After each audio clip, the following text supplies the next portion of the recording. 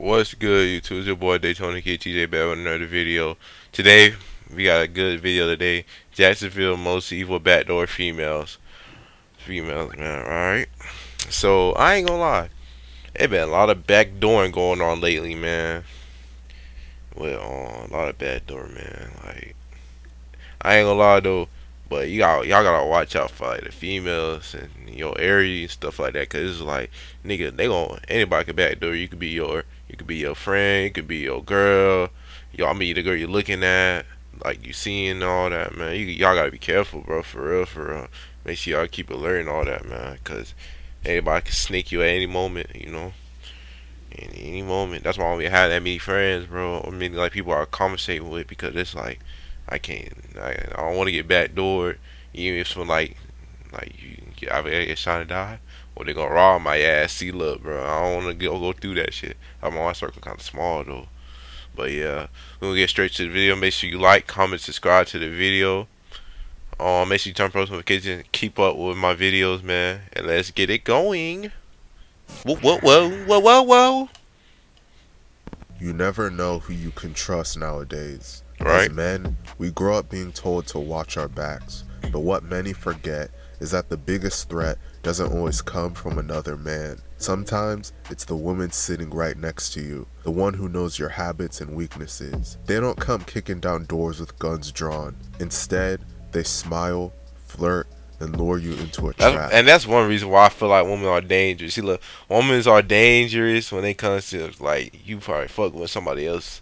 You fucking with somebody else, girl, and or they gonna backdoor your ass. They just saying you up for failure. Like In today's rumors video, are dangerous, y'all. we're looking Y'all gotta at be three careful who cases y'all from the talk city to. of Jacksonville Just be where careful. women played the role of bait, setting up men to be ambushed and ultimately killed. Especially in certain like areas like Jacksonville, Chicago, Indy, Detroit, any area you know, any place you know that's like straight like just like evil, like just evil. Like you got niggas shooting niggas for like bullshit. Like that's all. That's all beef started off of bullshit. You know, kills shoot off of bullshit. Like y'all gotta be careful out there, folks. I ain't gonna lie Stories to you. reveal a darker side of loyalty, Like, desperation, and betrayal, showing just how dangerous the wrong connection can be. But before we get into the video, please be sure to like and subscribe. make sure you like subscribe to my video too, man. Like, subscribe, and turn on post notifications.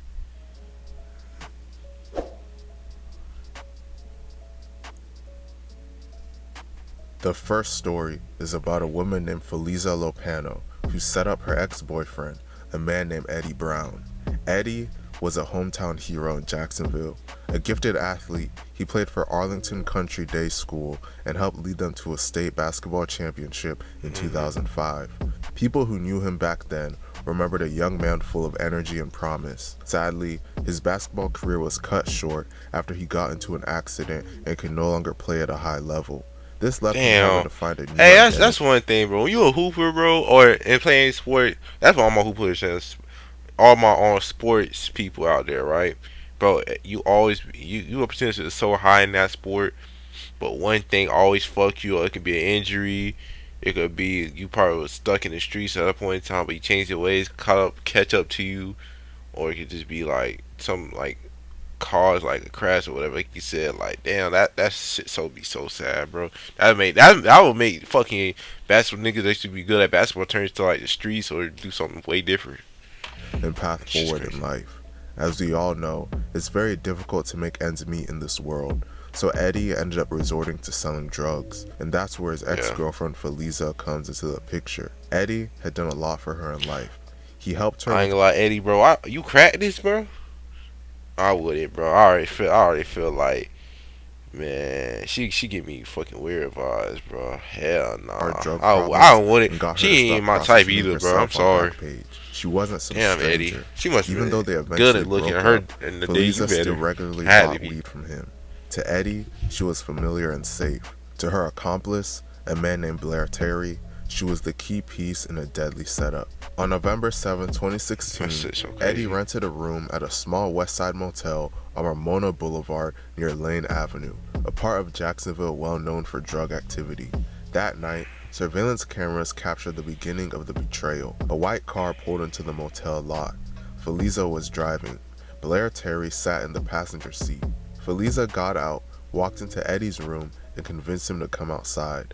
To Eddie, this was just a link-up with someone he trusted, but outside, the trap was already set. The two walked to the car together, and moments later, Blair joined them. The three of them drove off. That grainy hotel footage would be the last time Eddie Brown was seen alive. Not long after, a passing driver spotted a man lying in the street. Eddie had been shot execution style, a bullet to the head.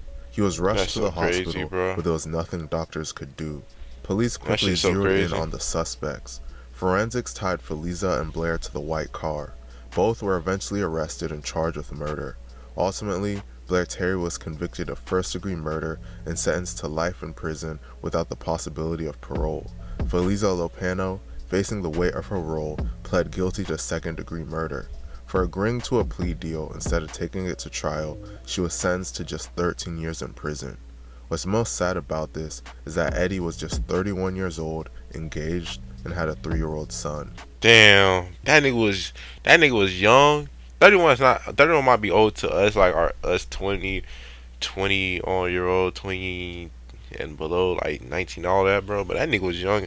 That nigga was young. That nigga was 31, had a wife and kids. Damn, the kid got, bro. That would make a gangster too. Like your dad died on some fuck shit because he trying to make a sale. That's what make a gangster. That's why nowadays. That's why nowadays gangsters be born. You new age gangsters be born. Terrible, man. The next story is about a woman named Shanna Gardner. She like a crackhead, I ain't gonna lie to y'all. That set up her ex-husband, a like man named Jared Bridgen. Jared and Shanna had once shared a life together. They married in 2010, built a home, and had twins. But their relationship quickly soured, leading to one of the most bitter divorces in Jacksonville's court system. By 2015, the marriage was over, but the hostility never died. They fought constantly over custody of their children, finances, and even simple... See, look, bro. If I ever get into that situation, chat, I ain't gonna lie, bro. If I ever get in that situation, I get married. I've been married for like 10 plus years, and I'm like, bro, I can't deal with this. Cause I feel like some shit going on behind my back and all that. And we had kids and all that. And we fought for kids, bro. I just wish I had like a good baby mama. That's all I wish for. If it ever happened to me, but I pick my girls like kind of like, you know, if I feel like you the one, I feel like you're not gonna be that type of baby mama that's gonna like fuck me over and do some fuck shit. I'll fuck with you. But if you not, I'll be like, fuck, man. I'm gonna be fine for this shit. Probably paying child support.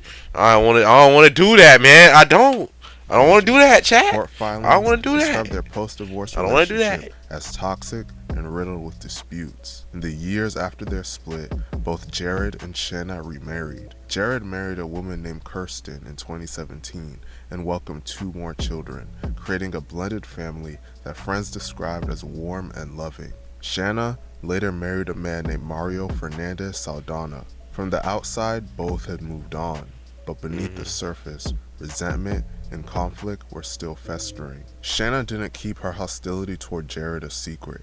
In 2015, according to court testimony, she openly asked an acquaintance at a tattoo parlor if he knew anyone who could make Jared shut up. She also told friends that she wanted Jared gone. These weren't vague statements of anger. They were red flags pointing toward violent intent. By early 2022, the feud had only worsened. Jared remained heavily involved in his twins' lives, which meant constant contact and disputes with Shanna. And this is why I would say this, bro. Make sure y'all really find the one before you marry. Cause all he wanted to have is custody of the kids, bro. Or at least some custody.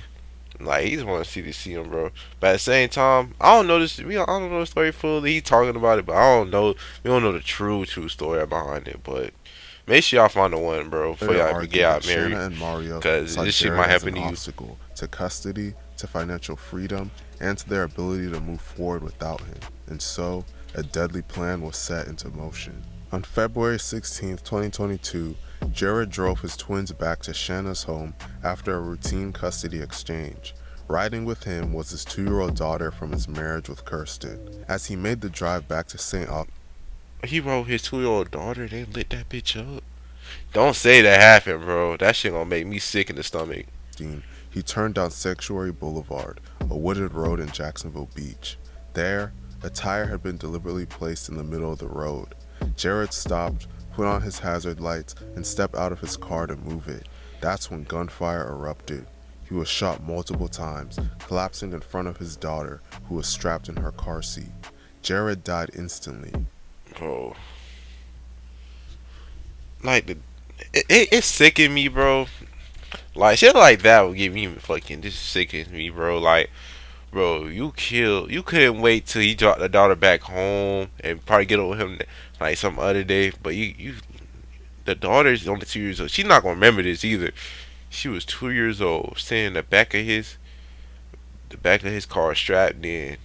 He got out. He got gunned down right in front of the 2-year-old, bro. That's just so sad, bro. That's so sad, but that's the world we At live in. first, So the sad, murder bro. seemed like a shocking mystery. Who would stage such an ambush? The trail led investigators to Henry Tenyon, a 61-year-old man with a criminal history. His blue Ford F-150 pickup truck had been spotted near the crime scene, and when police searched his home, they found weapons and evidence that tie him directly to Jared's killings. Ballistics confirmed that shell casings from the scene matched his gun. But Henry wasn't acting alone. Phone records showed that he was in frequent contact with Shanna's new husband, Mario. Henry rented a property owned by Mario, and in the weeks leading up to the murder, the two exchanged more than 70 calls. Checks from Mario to Henry were later revealed as payment for the killing. Henry was eventually arrested and charged. Faced with the evidence, he pleaded guilty to second-degree murder and agreed to cooperate with prosecutors. His testimony painted the picture of a murder-for-hire plot. He told them that Mario and Shanna orchestrated the plan and he pulled the trigger. In August of 2023, both Shanna and Mario were indicted on charges of first-degree murder, conspiracy, and solicitation. Prosecutors announced they would seek the death penalty. Currently, Henry is attempting to recant his statement and the trial has been delayed to late next year. Jared was just 33 years old and left behind 4 children. Sad, bro. They got gunned down, bro. And it's in chat, in comments. I hold on before we go. I'm not paying for that shit right now, bro. I don't got them. I'm not gonna pay damn near 40. I don't know how much it is. I know it's arm and leg.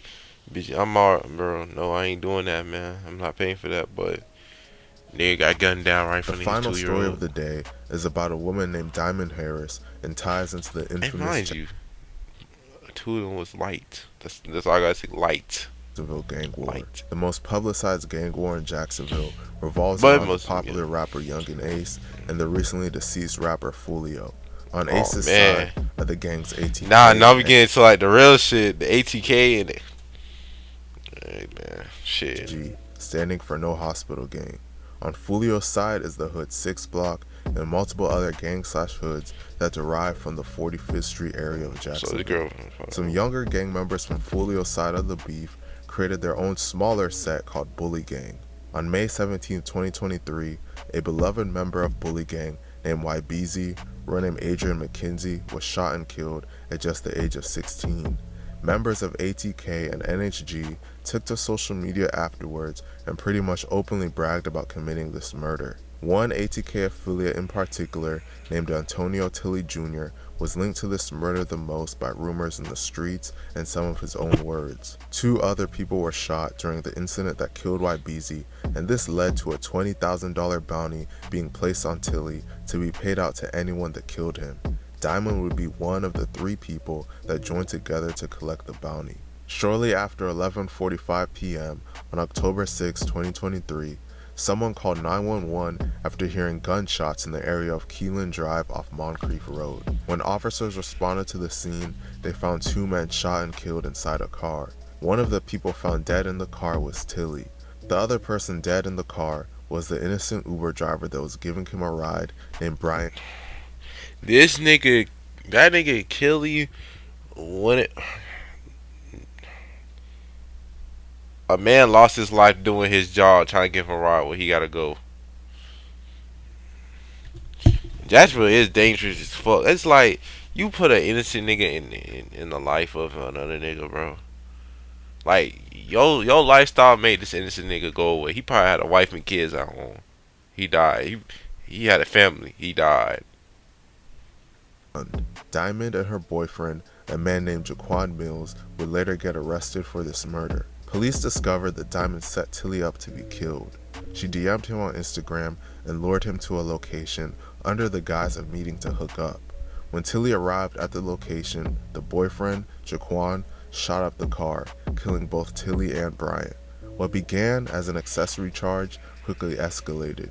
Diamond was eventually charged with 2 counts of second-degree murder. If convicted on all counts, she faces the possibility of life in prison. By mid-2024, the investigation widened further. Police arrested a third suspect named Jimmy Robinson, whom they described as both a lookout and a getaway driver. Robinson was also accused of supplying one of the rifles used in the killings. Tilly lost his life at just 19 years old, and Bryant was just an innocent man trying to do his job. Man, stories like these make Hey, bro, that's sad as fuck, man. You know you in the streets. You put another nigga in jeopardy to die. relationships seem scary. Shit RIP crazy. to Eddie Brown, Jared Bridgen, Antonio Tilly Jr., and Bryant Grund. Let me know what you guys think about these situations in the comment section. Hey, bro. Make sure y'all if y'all in the streets, y'all, bro. Make sure you don't put innocent in your business. Don't put your mom. Don't put your daughter. Don't put nobody in that shit, gang. Cause it's not gonna end well for y'all. It's not gonna end well for y'all niggas in the streets, bro. I ain't gonna lie. They gonna try to get with you. They gonna probably hit your sister, whatever, your family, your daughter, whatever, bro. You gotta be careful out there. And don't put nobody else's life in jeopardy too, cause y'all, you know you hot as hell in the city. Cause that's just like you putting yourself out. You putting you out there, and the man that just trying to do his job and get out there. See how Brian died. He died. He even was a part of it. All he did was do his job and give him an Uber and getting paid. Like all he wanted to get paid, and it fucked him up, bro. Yeah, though. But make sure y'all watch out for these women. Some of these women will backdoor you in an instant, bro. It happened. It happened to Schoon before. In last year, Schoon died last year over the same thing. Claim that's claim. It's like claim they did. It's not really like for sure. But backdoor happens every day. Like I said, it could be your homie, it could be the girl you talking to. Hell, it could be your fucking ex-wife, ex-girlfriend that's still grieving. Like anybody could back. It could be your own family, bro. You never know, bro. But yeah, make sure y'all watch our back doors. Make sure that bit's locked. Make sure you peep any signs, bro. Especially y'all hood niggas, man. Make sure y'all peep signs, bro. But I hope y'all enjoyed the video. Make sure you like, comment, subscribe to the video, turn notification. Keep up with my daily uploads. Hey, see you in the next video. Gone.